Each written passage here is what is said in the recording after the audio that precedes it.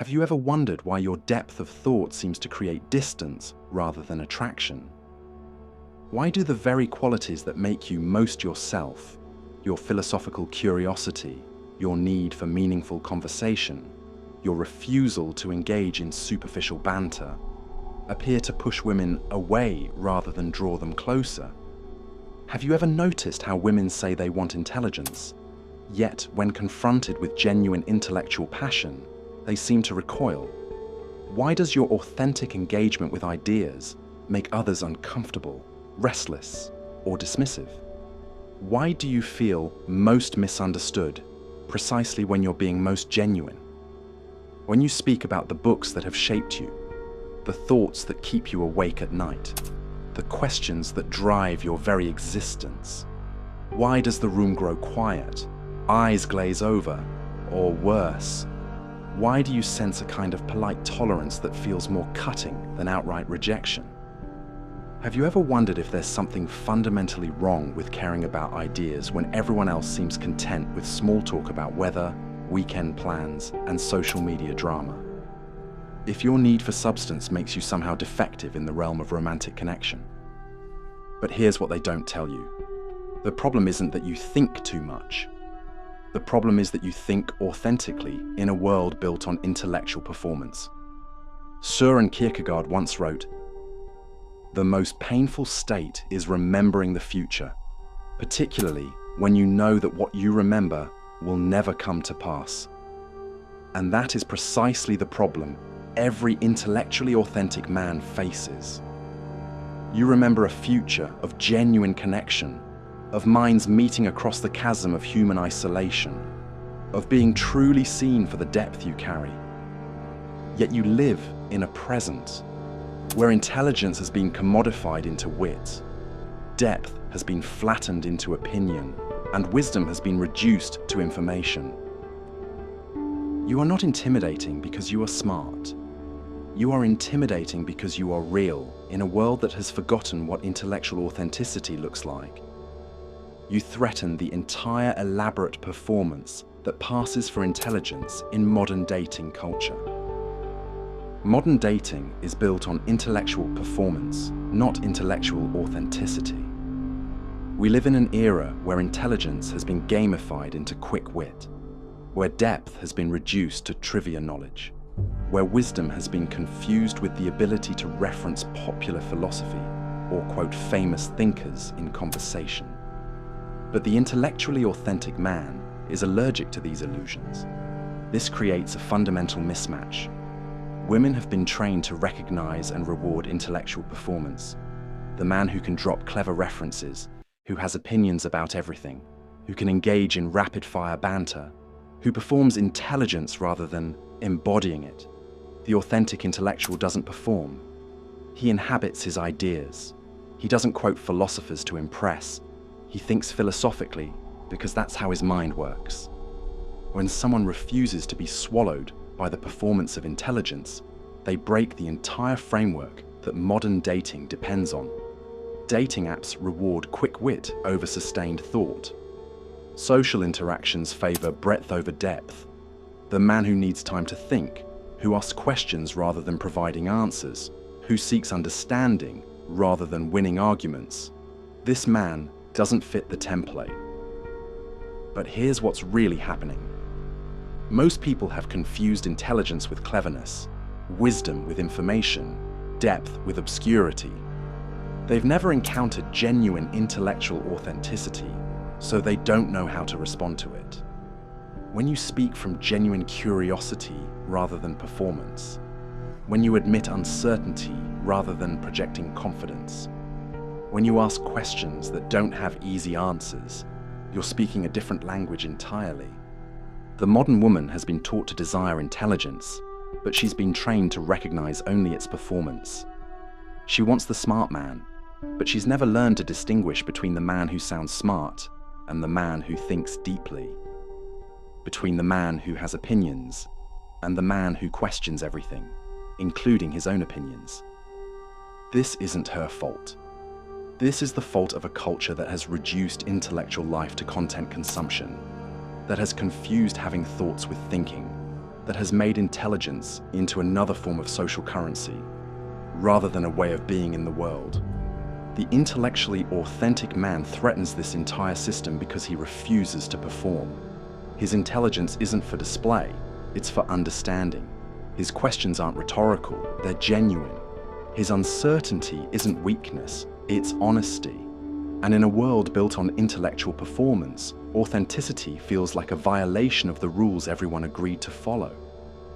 Kierkegaard wrote extensively about what he called the aesthetic, ethical, and religious stages of human existence. Most people, he argued, live in the aesthetic stage, seeking pleasure, novelty, immediate gratification. Some advance to the ethical stage, living by universal principles and societal rules. But only a few achieve the religious stage, the realm of authentic individual existence, where one stands alone before truth itself. He called this final stage the leap of faith. Not faith in religious doctrine necessarily, but faith in one's own authentic experience of truth. And that is what modern culture fears most. The man who has made this leap, who derives his sense of self not from external validation, but from his authentic engagement with existence itself. This is why your intellectual authenticity unsettles people. You have made Kierkegaard's leap. You derive meaning not from being seen as intelligent, but from the actual process of thinking. You find satisfaction not in winning intellectual battles, but in the struggle with genuine questions. You seek not to impress with your knowledge, but to deepen your understanding. Friedrich Nietzsche explored a related concept in his discussion of noble spirits versus herd mentality. The noble spirit, in Nietzsche's sense, creates his own values through authentic engagement with life, while the herd follows predetermined patterns of thought and behavior. The intellectually authentic man is, in this sense, a noble spirit. He thinks his own thoughts, rather than thinking the thoughts he's supposed to think. But here's what Nietzsche understood that modern dating culture doesn't. The noble spirit is necessarily lonely, not because he's antisocial, but because authenticity is rare. The man who thinks his own thoughts will inevitably find himself out of step with those who think borrowed thoughts. Simone Weil wrote about attention as the highest form of prayer, the ability to pay complete, selfless attention to what is actually present.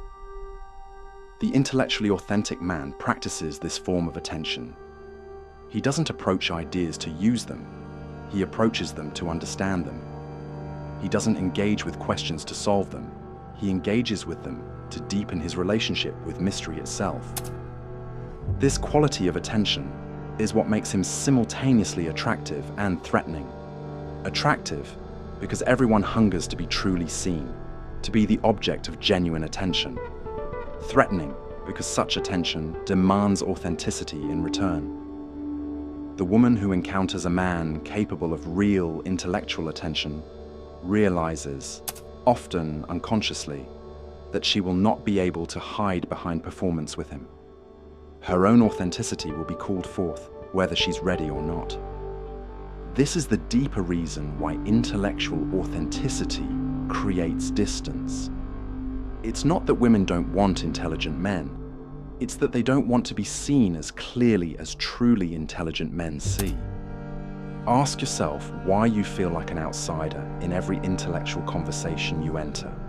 Why even among so-called smart people, you find yourself holding back, knowing that your genuine questions will be met with answers that satisfy the asker, but not the question itself. You walk into a room full of educated people, and you recognize immediately that they're playing a game you've never learned to play. They trade opinions like currency. They compete for who can reference the most obscure thinker. They perform intellectual sophistication while running from actual intellectual vulnerability. And you stand there, genuinely curious about the questions everyone else is pretending to have solved. This is your burden. Most people derive their sense of intellectual worth from having answers, from being right, from appearing knowledgeable. But you derive your intellectual worth from the quality of your questions, from your willingness to not know, from your capacity to be genuinely surprised by truth. It's exhausting, isn't it, to sit through conversations where people debate ideas they've never really questioned, where they defend positions they inherited rather than discovered, where the goal is winning rather than understanding. You find yourself withdrawing not from arrogance, but from a kind of intellectual claustrophobia. And in romantic contexts, this becomes even more acute. You meet a woman who calls herself intellectual, who has degrees and opinions, and can discuss current events or reference important books. But when you ask the questions that actually interest you, questions about meaning, about existence, about how we can know anything for certain, her eyes glaze over. Not because she's stupid, but because she's never learned to sit comfortably in uncertainty. You realize that what most people call intellectual conversation is actually intellectual performance. The genuine intellectual activity, the questioning, the wondering, the admitting of ignorance, the willingness to have your mind changed. This happens alone, in the quiet moments between performances. The truly painful part is loneliness, not just social loneliness, but intellectual loneliness. The sense that your mind works differently, that your needs are different, that what feeds you intellectually starves others, and what feeds them leaves you empty. But here's what you must understand. Your intellectual isolation isn't a bug, it's a feature. You're not broken for needing genuine intellectual intimacy. You're rare. Most people can satisfy their intellectual needs through consumption, reading articles, watching videos, and having discussions that reinforce what they already believe. You need creation, discovery, and genuine exploration. You need to think with someone, not just exchange thoughts with them. The brutal truth is this. Most women have never encountered authentic intellectual masculinity. They've encountered intellectual performance, intellectual dominance, and intellectual showing off, but not the quiet power of a mind that seeks truth rather than victory. This creates a fundamental misrecognition. When you ask genuine questions, she hears challenges. When you express uncertainty, she hears weakness. When you think out loud, she hears lectures. When you seek understanding, she hears judgment. Not because she's wrong to hear these things, but because she's been trained by encounters with men who use intelligence as a weapon, rather than a tool for understanding. The performatively intelligent man argues to win. You argue to understand. He questions others to expose their ignorance. You question others to explore possibilities. He demonstrates his intelligence. You live your intelligence. But from the outside, these can look remarkably similar until you learn to see the difference. Here's what authentic intellectual intimacy looks like. Two minds exploring a question together, neither needing to have the answer, both willing to be changed by what they discover. It's the opposite of debate. It's collaborative thinking. It's the rare experience of being intellectually vulnerable with another person and finding safety rather than judgment. But this kind of intimacy requires something most people aren't prepared for: intellectual courage. The courage to admit what you don't know. The courage to let your mind be changed. The courage to think new thoughts together rather than just exchanging old ones. When you approach a woman with this quality of intellectual openness, several things happen simultaneously. Part of her recognizes the gift, the rare opportunity to be truly met at the level of mind. But another part of her recoils from the demand this places on her authenticity. The tragedy is that many women want this kind of intellectual intimacy more than anything. They're starved for genuine conversation, tired of surface-level banter, hungry for the experience of minds meeting. But they've been so conditioned to expect intellectual performance that they don't know how to recognize or respond to intellectual authenticity. This is why your depth feels threatening rather than attractive. It's not the depth itself that threatens. It's the authenticity that depth requires. The woman who engages with you at your actual level must abandon the safety of intellectual performance. She must risk being genuinely seen, genuinely known, genuinely met, and most people, regardless of gender, find this prospect both irresistible and terrifying. But here's what you need to understand. This isn't a problem to be solved. It's a filter to be grateful for. A woman who can meet you in an authentic intellectual space is rare, but she exists. And when you find her, the connection will be unlike anything either of you has experienced before. That leap into intellectual authenticity will cost you almost everything you've been taught to value about intelligence. It will strip you of the safety of having opinions without questioning them. It will take away the comfort of sounding smart without being vulnerable. It will remove the possibility of using your intelligence to maintain distance from others, rather than create a genuine connection. You will lose friends who were drawn to your performance of intelligence, but can't handle your authentic questions. You will sit alone in rooms full of intelligent people because you refuse to play the game of competitive knowing. You will face long stretches of intellectual solitude while you wait for someone who can meet you in genuine exploration rather than performance. The cost is particularly acute in romantic relationships. You will watch opportunities disappear because you won't pretend to have certainties you don't possess. You will feel the connection slip away when you ask the questions she doesn't want to explore. You will experience the peculiar pain of being misunderstood precisely when you're being most authentic. But here's what you gain, and why the cost is worth paying. You gain the experience of thinking with your whole being, rather than just your mind. You discover what it means to live your intelligence rather than display it.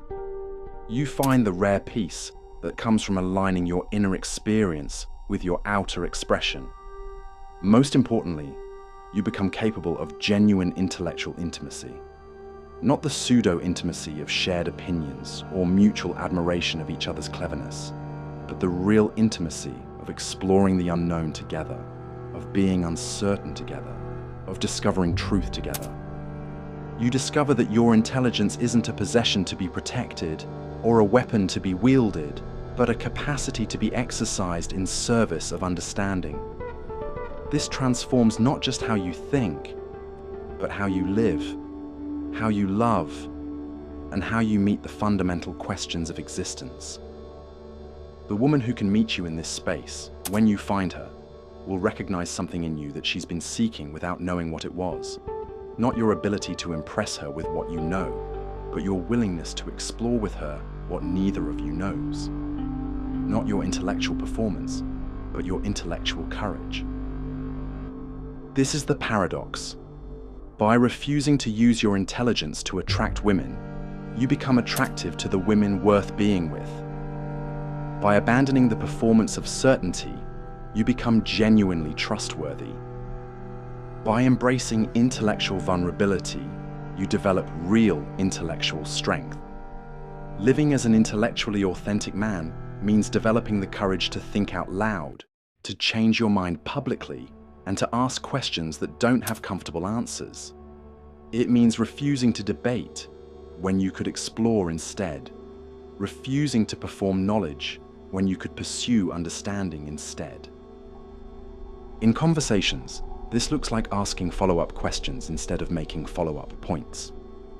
It looks like saying, "I don't know, but I wonder," instead of, "Here's what I think."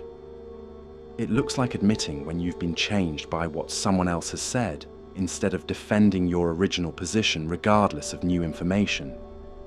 In romantic relationships, it means showing up as a whole person, rather than a collection of impressive qualities. It means sharing your genuine curiosities instead of your conclusions. It means creating space for her intellectual exploration, rather than trying to guide or direct it. This doesn't mean abandoning your intellect or pretending to be less thoughtful than you are. It means wielding your intelligence in service of connection, rather than protection, understanding, rather than positioning, exploration rather than demonstration. You learn to recognize the difference between someone who wants to use your intelligence, to feel smart by association, to win arguments with your ideas, to display you as evidence of their intellectual sophistication, and someone who wants to meet your intelligence with their authentic curiosity. You become selective about where and how you invest your intellectual energy.